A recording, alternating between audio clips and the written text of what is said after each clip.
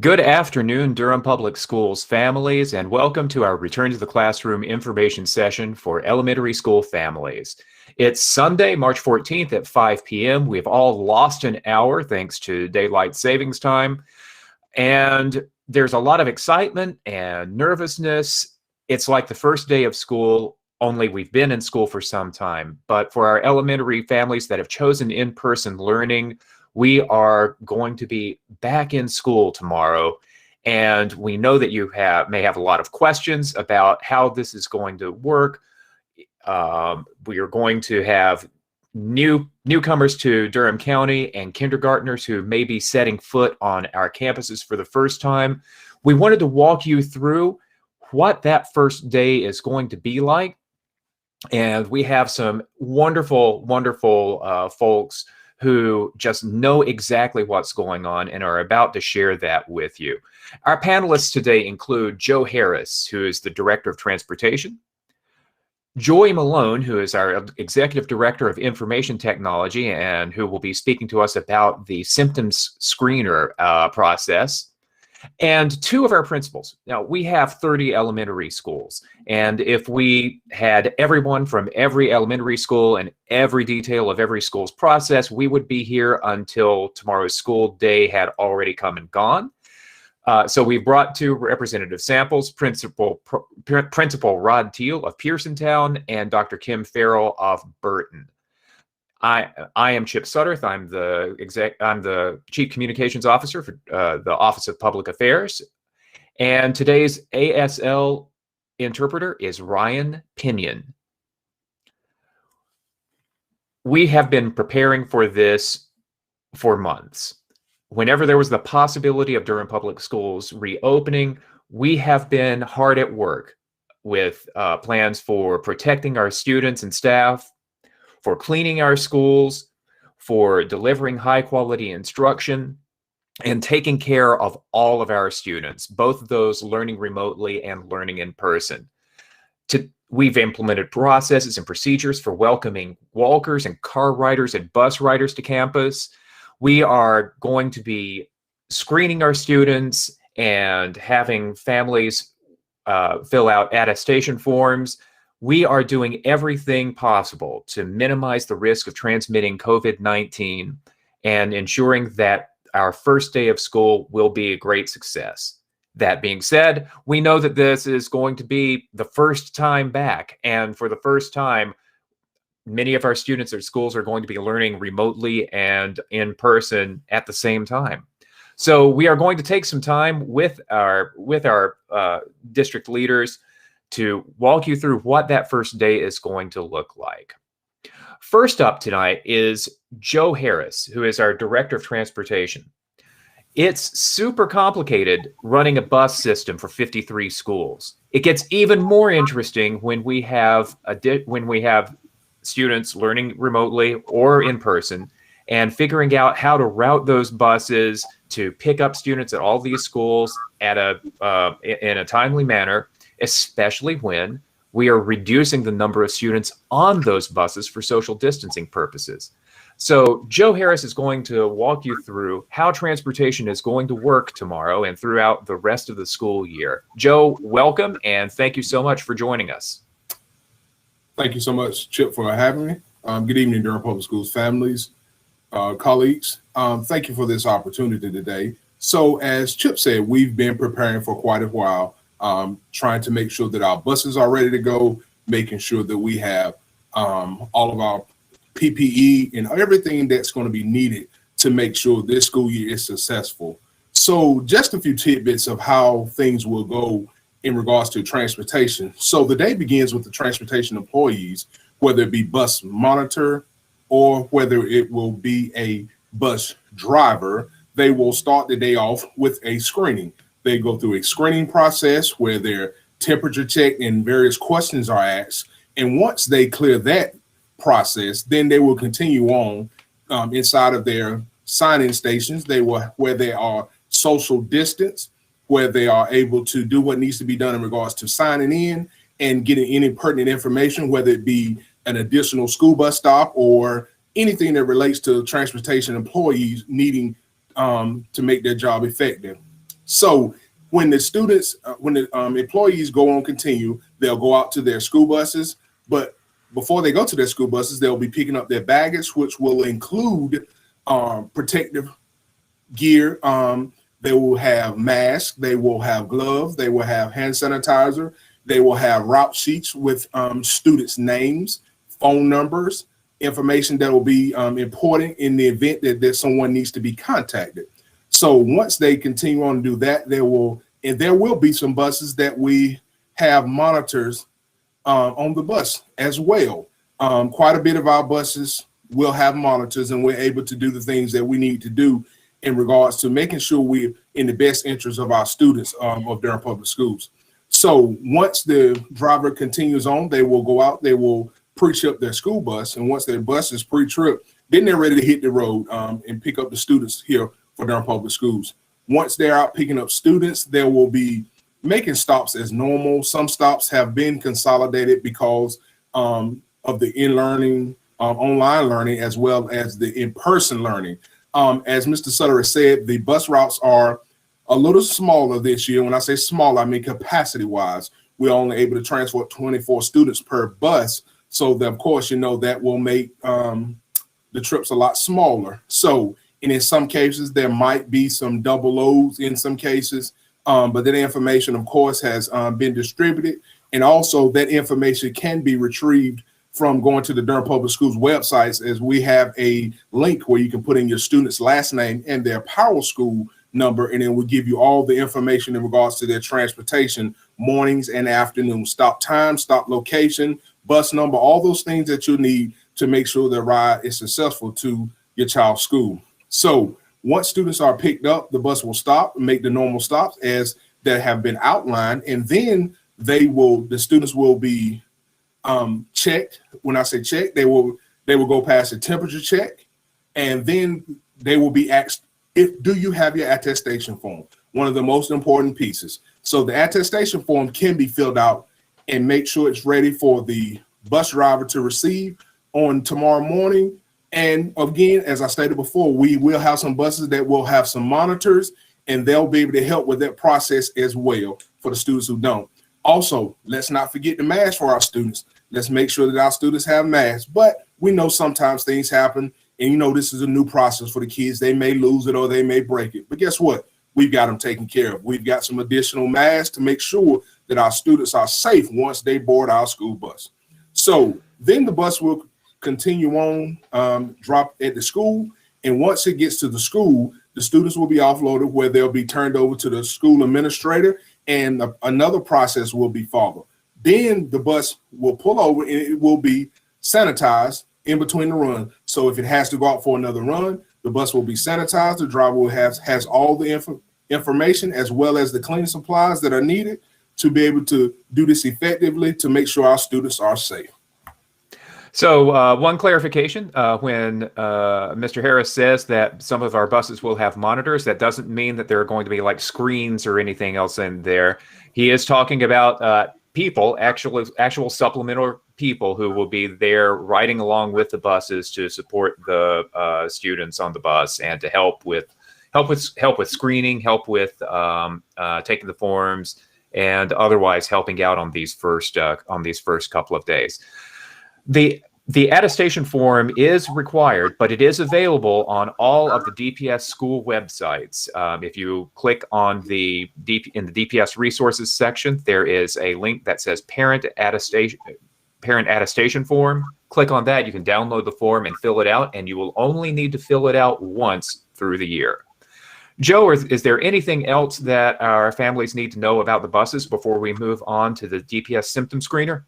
So the last thing is I would urge all parents to go to our Durham Public Schools website and load in the Here Comes the Bus app. That's a very important tool that will help you to be able to locate your child school bus and make sure you know if it's in radius of your neighborhood and when it shall be coming in the afternoon. That's a good tool to have so you can always stay on top of where the students are. So again, the Here Comes the Bus app and the link to look your students' information up as far as bus stop information. And just know that we're doing everything we can to make sure that our students of Durham Public Schools are safe on our school buses each and every day. Thank you, Joe. If we have time at the end, we'll come back to you for a couple of questions, but I want to turn this over to our brand new Executive Director for Information Technology, Joy Malone. We have a symptom screener that our families can fill out on behalf of our students, or for our older students can fill out themselves when those schools open up later on. And this will just expedite getting your child into school quickly. Any child who doesn't complete the symptom screener will take care of them when they come in, but answer those 4 questions online and your child can just breeze right into school. Joy, would you please tell us a little bit more about the DPS symptom screener? Awesome. Thanks, Chip. So all DPS staff and students are required to complete the symptom screener daily. There are a slight number of questions that they would go through to just make sure that they have the clearance and it's safe for them to come to school. For our pre-K through 5th grade families, if they do have a primary guardian email on file, they will receive an email from DPS around 5:30 each morning with a link for them to complete the symptom screener. However, if they do not receive an email, they can go to the DPS website and find the symptom screener for students. It's also, if I can interrupt, it's also on every school website in the DPS resources section. Yes. And so one of the requirements is you must know your student's student ID.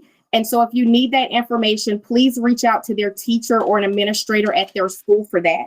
I will walk through a quick sample here. I will enter in a student ID. I would click next. It goes through some information here. One thing to note, this is available in English and Spanish. I click next. So it asks, has the student been diagnosed with COVID-19 since they were last at school? I would click no. It asks, has the student have any of these following symptoms? It's very important that you read each question. As you see, there is not a back button. So in the event that you accidentally hit the wrong button, you have to make sure that you validate all of your answers before you click the blue button at the end. Here, I would say the student has none of the above symptoms. I would click next. Has the student had close contact with anyone in the last 14 days? I will say no. Has the health department staff or a healthcare provider been in contact with the student and advised them to quarantine? I will say no. And then here, this is the magic screen. This is where it says that this student has been cleared to enter a DPS campus on this date. It has the student's name, their status, and the date and time stamp. In the event that a student is not cleared, it will have a red X here and it will give you more information. Upon writing, if you drop off your child at school, it will be very important that you show this clearance message to the staff that is there that helps your student out of the car. Also, if it's on the bus, you can either provide this information by printing it out for your student, or once they arrive on the bus, our DPS staff have dashboard access, so they will be able to go in to see that your student has been cleared for the day. So to repeat what Ms. Malone said, if we have a valid email address for you in your child's PowerSchool account, you will receive an email with a personal link. You won't even have to use a student ID. Just click and go, and you can fill out the four questions. If you don't receive that from us, you can click the link to the DPS symptoms screener on your school website and fill it out yourself. But in that case, you are going to need your child's student ID. That student ID number is the same number that is used to access Canvas and PowerSchool for logging into those systems. If you don't have or can't find that number, then you will be able to have your child screened at the school, but your school can provide that number for you so that you can fill that information out in advance. Also, please make sure that the school has your current email address so that you can send that information you can send that information already. Awesome. Thank you. So let me cover a couple of questions that have come up in chat, but also I will note that you will need, if you have a personal question about a personal situation for your child, we're not equipped to handle that at this time, and please contact your child's school directly because they are able to deal with your individual circumstances. So what happens when a child who the parent hasn't completed the survey and the child rides the bus to school? What happens then? And this may be an opportunity for our principals to chime in.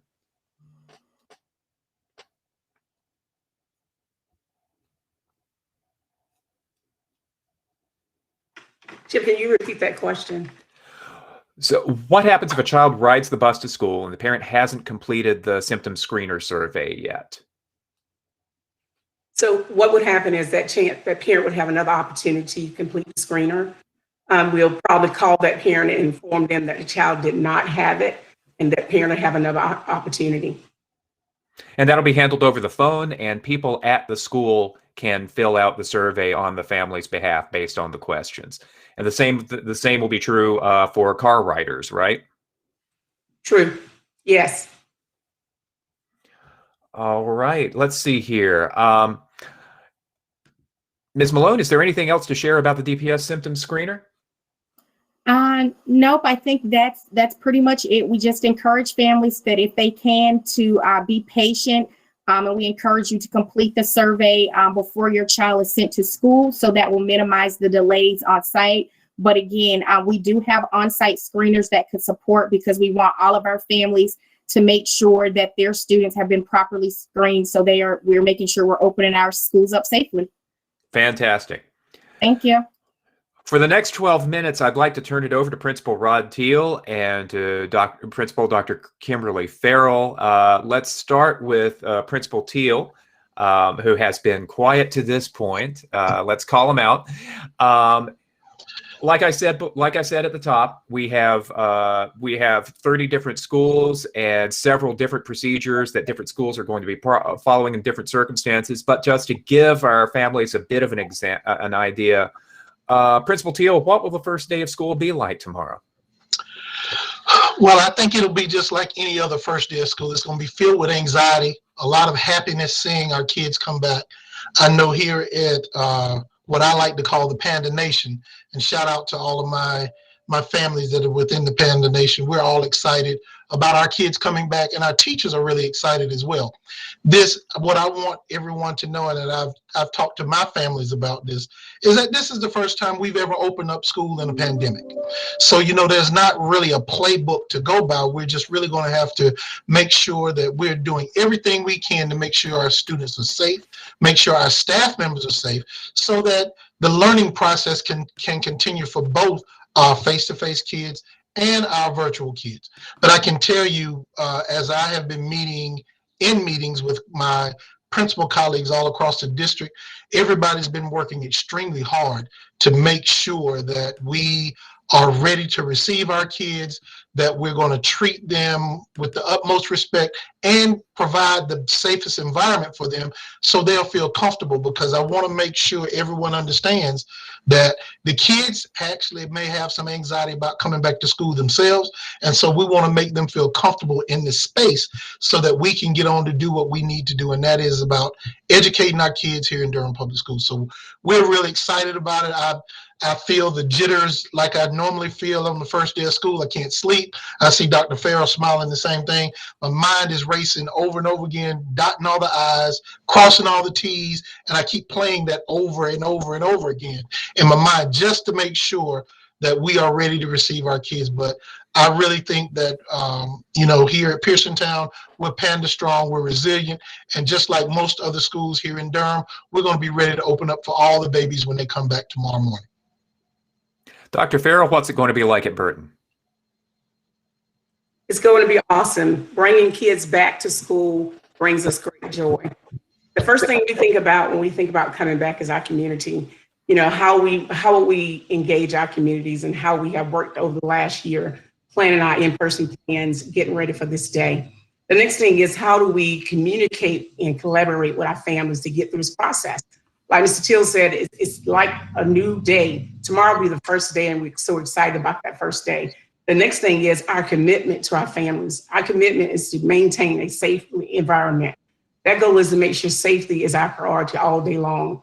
But things will look a little different at Burton next year. First of all, we start looking at breakfast and lunch.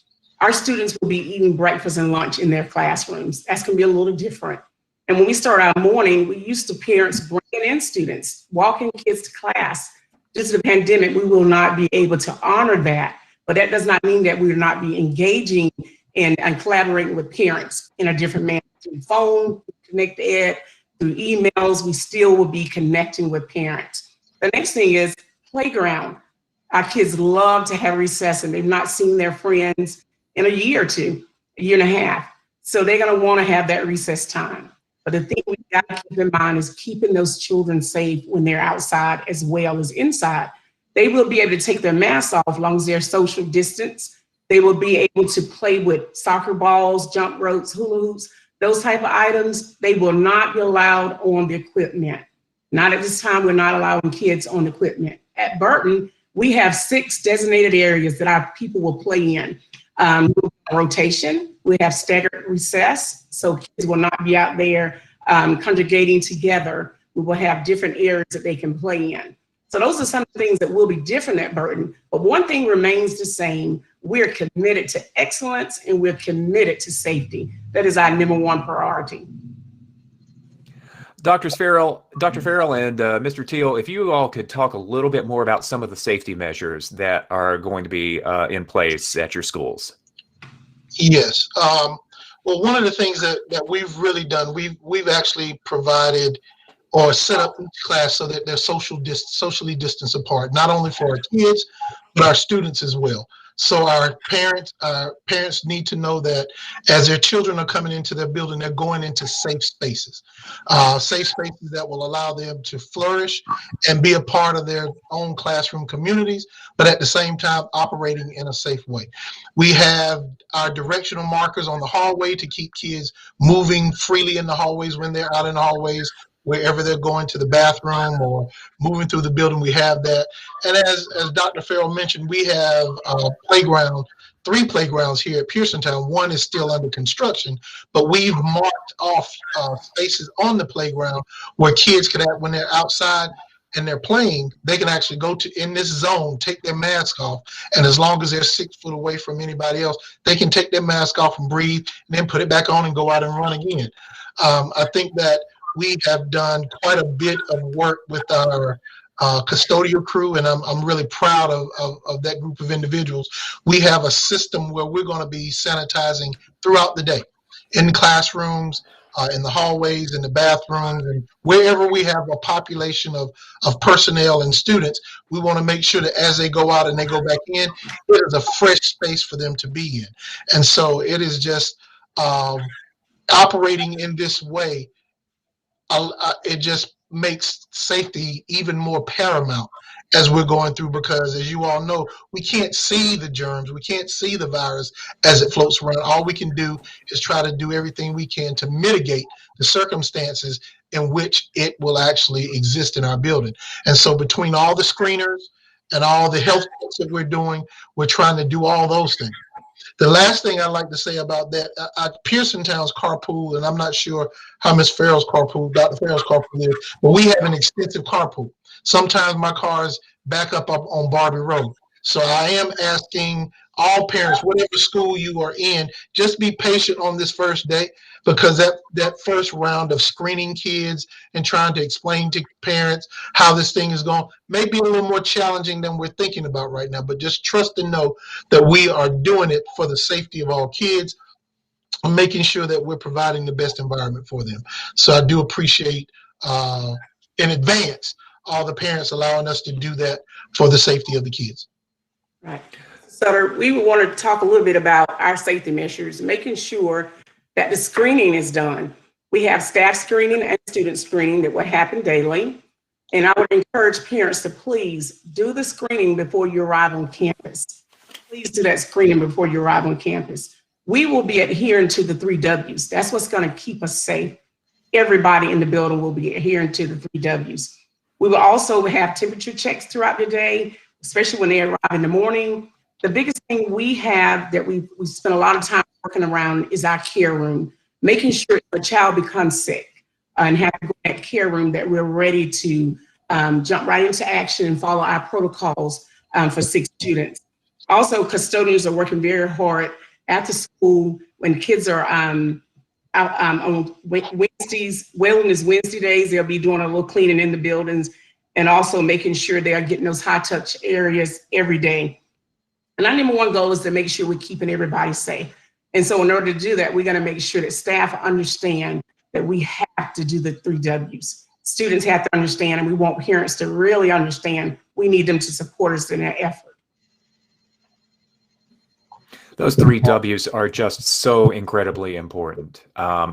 So students and staff will have access to masks at the schools if they somehow manage to get to school without one, correct? Correct. All right. Is there anything else that the 2 of you would want to say about the first day of school that you think that parents and guardians should keep in mind? I would say it is the first day. March 15th, but it is the first day. On the first day, we learn so much.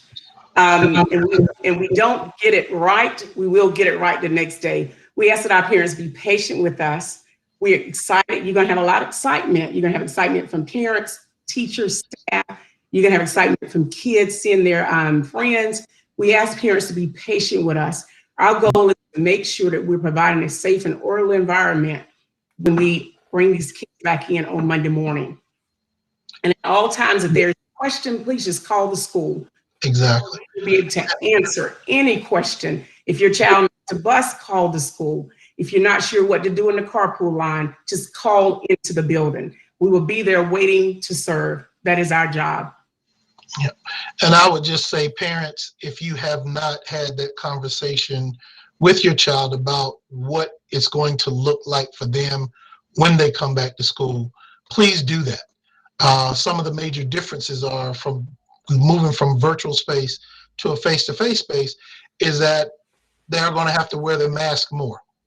You know, they're going to have to wash their hands more. They're going to have to make sure that the rules that they may have been used to in school is changed dramatically since the last time they were here. It's been almost a year since we've been in school. So a lot of the rules that some of them are used to is going to be different. And I need to say something to my kindergarten parents. Your babies only know school from the virtual space. They don't know what school is like walking down the hall and walking in the line and going to the media center and all those wonderful things that they learn and grow to being inside of school. So we're really excited for them and just making sure that they know that they're coming into a safe place where people love them and that they're going to be really supported, but really having that, and I told my parents tonight on my message, really having that loving conversation with them before they come to school tomorrow. Let them know that every little thing is going to be all right and that they're coming into a place where they're going to be cared for and loved and they can begin to thrive in this face-to-face environment. Along those lines, if I were a kindergarten parent, I would really want to walk my kid into school for that first day. And we're trying to cut down the amount of traffic in our schools, cut down the number of people to prevent the spread of COVID-19. So how will you and your staff take care of our kindergartners who are coming to school for the first time? I think what we're going to do, at least I know, and I'm pretty sure most other schools are doing this, they're going to happily greet them at carpool when they drop their babies off. And we're going to make sure that we nurture them and care for the parents too, because especially our kindergarten parents, you know, they still have a little separation anxiety sometimes the first day of school, and they say, oh, my baby is going to school and I really want to walk with them, and you know, all those other little things, and those are natural.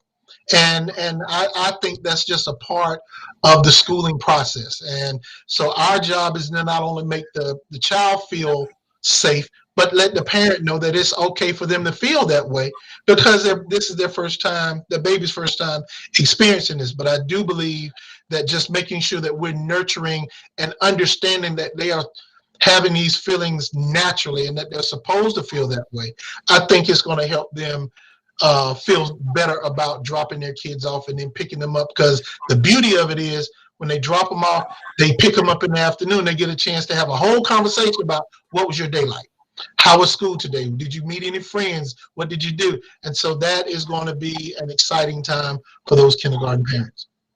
So, Mr. Sutter, as kindergarten teachers across Durham Public Schools have built strong relationships with families and kindergarten students virtually.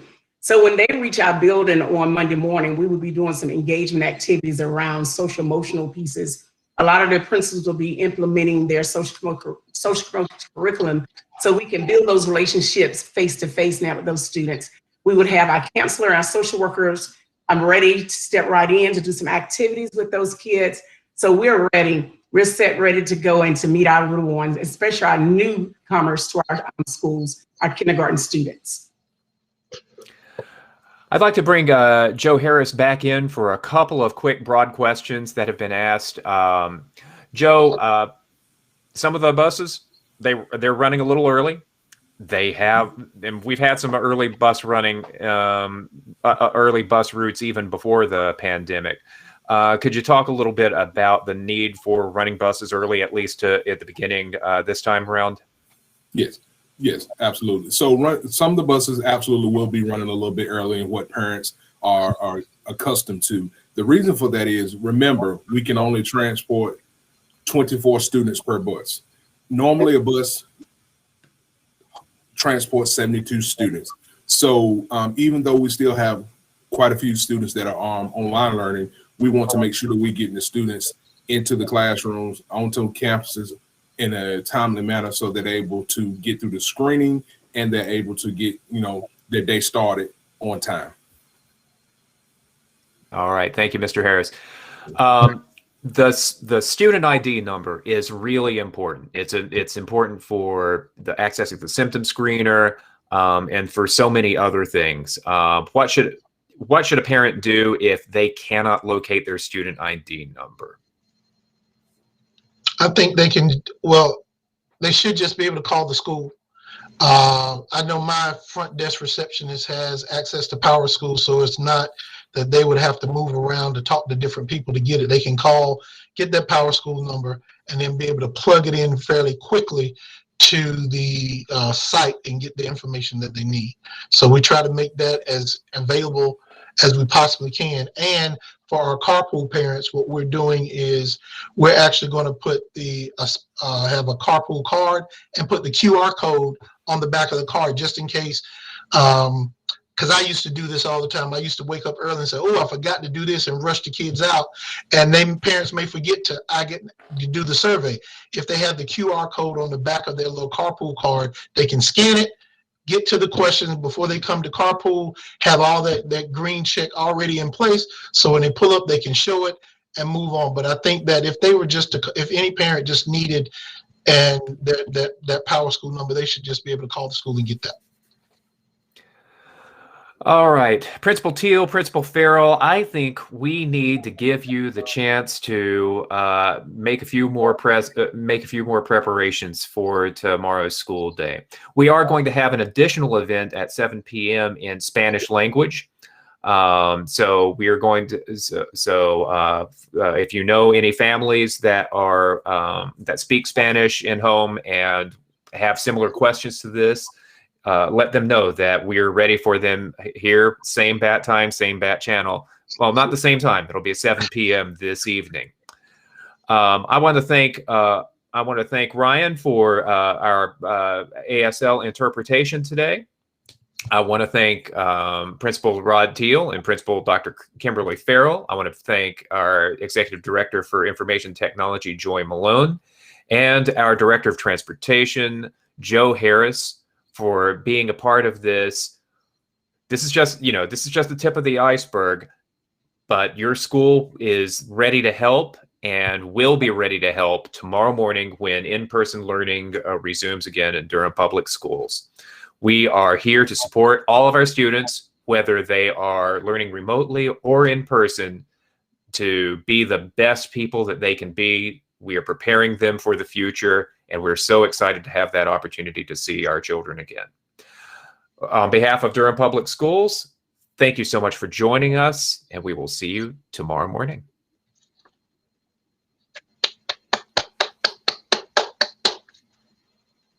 Let's go.